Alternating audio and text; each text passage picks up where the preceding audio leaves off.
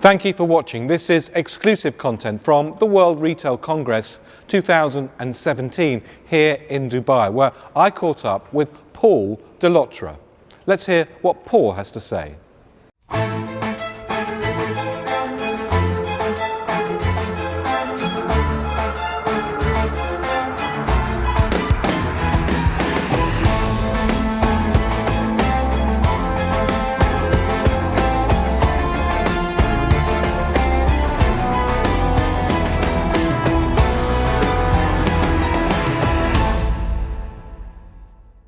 Paul, thank you very much indeed for joining us. You've just finished your keynote session here at the World Retail Congress in Dubai. Paul, you made a couple of really interesting observations around brands, the value of brands, and the brands that you're interested in terms of having within your brand stable. What is it in today's economic and retail environment that makes you centre on good quality, high-defined, customer-centric brands? Well, Origin is very competitive. Retail space is very expensive, and there are a lot of investments you have to do to launch a brand, like building a team, understanding the culture of the brand, doing all the traveling, then doing marketing, and so on. So it's an expensive move. It's an expensive decision. So you better pick something which is fairly safe. And many both retailers and brand owners have played around with, looked at, some do it seriously, some don't, the whole notion of franchising their brand around the region.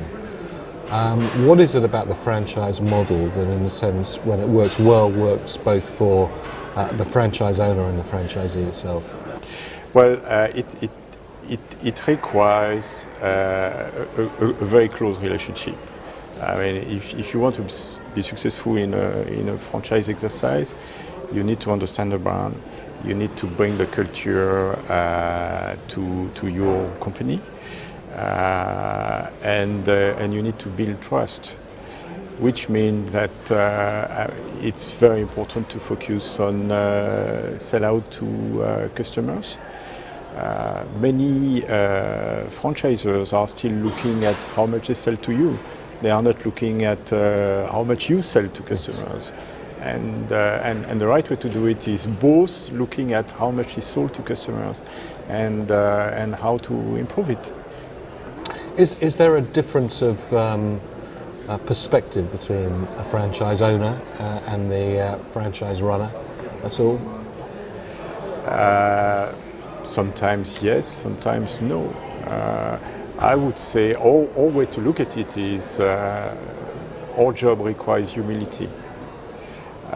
Humility because you are the service provider to the brands you are servicing, and you need to understand them, and you need to be the best you can to represent their values, and that's how we do it. We've seen huge growth here in the region. Yeah. Is that sustainable? All depends on what is going to happen to the travel business, because a large part of the retail business in Dubai has been derived from tourism. If tourism starts growing again, we have a bright future. If tourism doesn't come back, a lot of premium and luxury brands are going to continue suffering a lot. Fortunately, we are with more basic offer, like Ikea or M&S and so on. And on that, good brands are still good brands. You're opening a new M&S store in Doha this week. Tell us a little bit about what's new and innovative in that. Well, it's in Doha Festival City, which in itself is big news because it's going to be the biggest mall in Doha. It's a fantastic mall, and we have a prime location in that mall. We are bringing the latest M&S concept, which is called the White concept. It is a very big M&S cafe, and we are bringing fresh food to Doha. Now, when you look at the success of fresh food here in Dubai, it's going to be big news in Doha. When you say fresh food, you really do mean fresh food. It's flown in daily. We are flying fresh salad, fresh milk, fresh eggs from the UK, and a lot of other fresh products. But the best sellers are fresh milk and fresh eggs. All flown in daily from London? Yes. Or the UK at least? Yeah. And just from a supply chain perspective, I mean, to be able to do that efficiently 365 days a year, that is a massive both investment and a strategic vision about how you see that franchise going in the future, surely.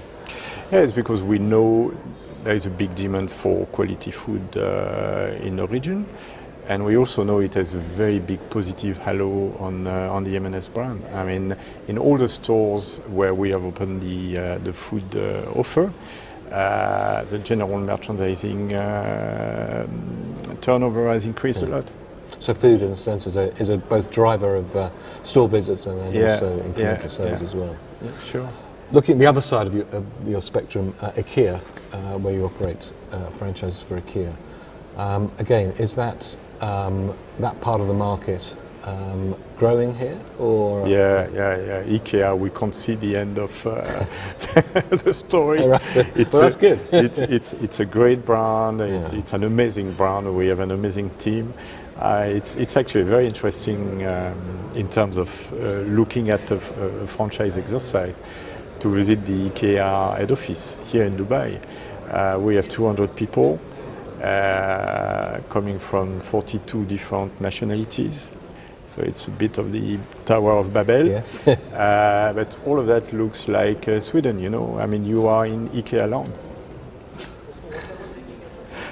And one of the interesting things I see from Ikea is that they're very much a model keeper.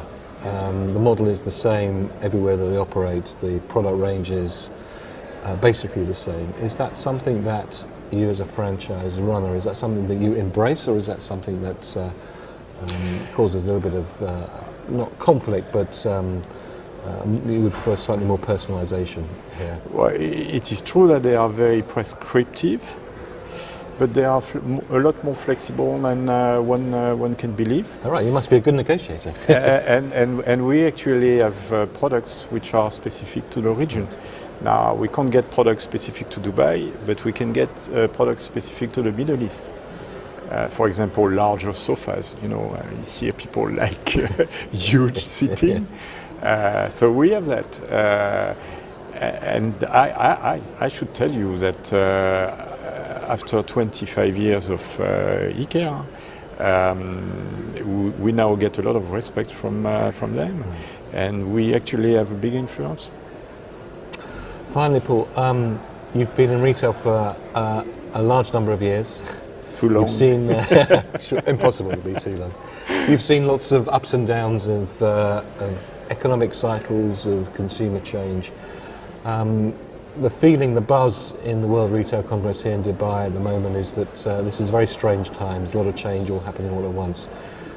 Looking at your history in retail, is this just another piece of change, or is this something actually very, very fundamental that is very different this time around? If you look at the history of retail, it is full of big changes, always triggered by a new concept, which is bringing lower pricing. It's always the same story. You know, the first department store has been invented in Paris by Mr. Boucicaut, and he called it Bon Marché. Now, Bon Marché still exists in Paris, and if you visit Bon Marché, it is the most expensive store in Paris. So they came, they brought lower pricing, then hypermarkets came, then, I mean, lots of different ideas. Now it's about e-commerce. There will be something else. So I don't like the word disruption. I think it has been invented by consulting firms to get everybody scared. I prefer to talk of change and opportunity. For me, digital is a great opportunity to give better service to customers, and we have to be clever at playing it. Great, Paul. And on that very positive note, that's a great way of ending. Thank you very much, Steve, for joining us. Much appreciated. Thank you. Thank you very much indeed for watching. This is just one of the interviews that we conducted at the World Retail Congress 2017 in Dubai, where we broadcast every night with an hours-long program. In order to see any of those programs or to watch any of the other interviews, just go to this website here. My name's David Roth from WPP. Thank you very much indeed for watching.